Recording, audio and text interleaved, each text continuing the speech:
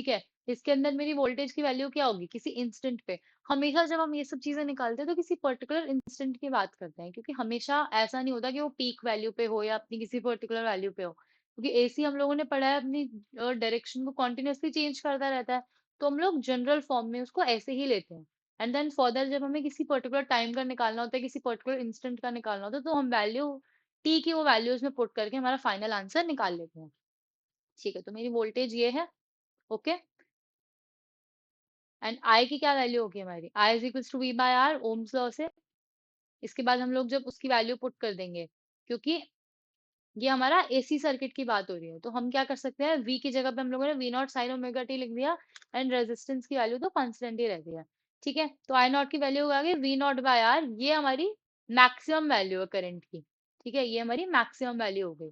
जब मैं बोलूँ कि मेरा पीक पे मेरी वोल्टेज चल रही है, तो मेरे करंट भी पीक पे आएगा। तो इसका मतलब ये भी होता है कि जो मेरे प्योरली रेजिस्टिव सर्किट होता है, उसके अंदर मेरी करंट और वोल्टेज सेम टाइम पे मैक्सिमम वैल्यू पे जाते हैं एंड सेम टाइम पे मिनिमम वैल्यू पे जाते हैं।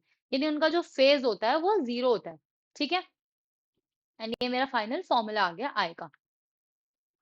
इसमें पॉइंट्स याद रखने वाले क्या है, वी और आई सेम फेज में होता है, जैसे मैंने बताया सेम टाइम पे वो मैक्सिमम वैल्यू पे जाएंगे, सेम टाइम पे वो मिनिमम वैल्यू पे जाएंगे, तो उनका फेज जीरो हो गया। तो कॉस फाई उनका जो पावर फैक्टर की वैल्यू होगी वो हमेशा वन होगी, वो हमेशा वन के बराबर होगी।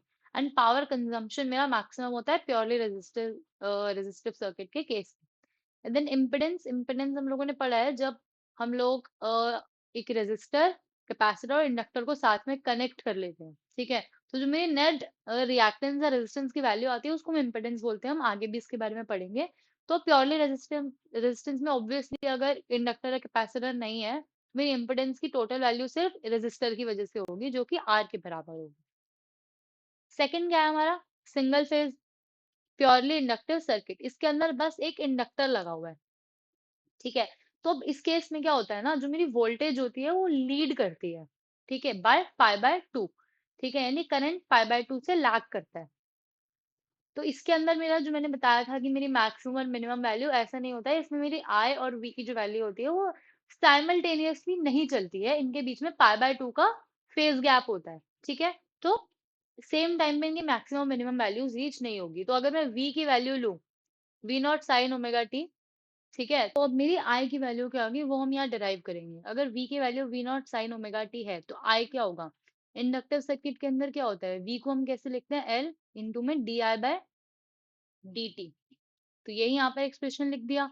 v की वैल्यू क्या थी, V naught sine omega T L D I by D T. उसके बाद हम लोग इसे वहां ले गए, ये एक्सप्रेशन बना, इसके बाद हमको इंटीग्रेट कर देंगे, तो फाइनली हमारा जो ये है ये एक्सप्रेशन बनाएगा। अब इसके अंदर ये एक्सेल क्या है, इंडक्टिव रिएक्टेंस या रेजिस्टेंस। ठीक है, तो यानी V बाय एक तरह से रेजिस्टेंस हो गया, ये रेजिस्टेंस नहीं इंडक्टिव रिएक्टेंस, यानी इंडक्टर जो रेजिस्टेंस ऑफर कर रहा है वो। तो इसकी वैल्यू तो हमारी आई नॉट हो जाएगी।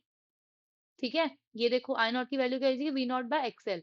तो इसके अंदर हम लोग बेसिकली ये पुट कर देंगे तो मेरा ये एक्सप्रेशन आ जाएगा।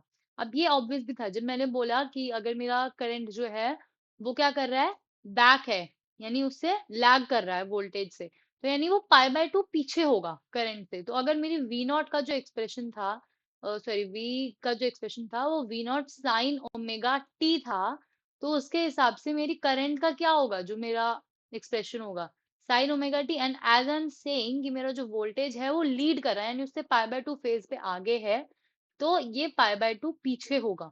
ठीक है, अब इसको मैं एक और फॉर्म में भी लिख सकती हूँ।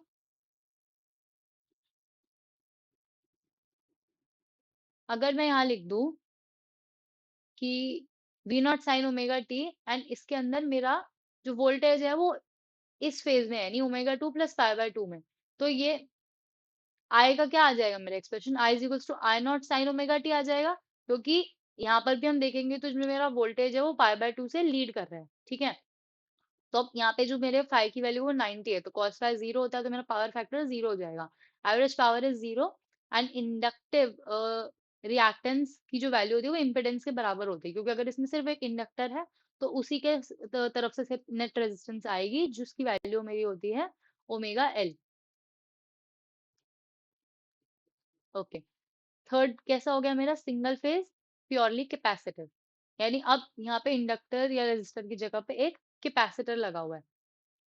So now purely capacitive circuit के लिए हम लोग कैलकुलेट करेंगे। अगेन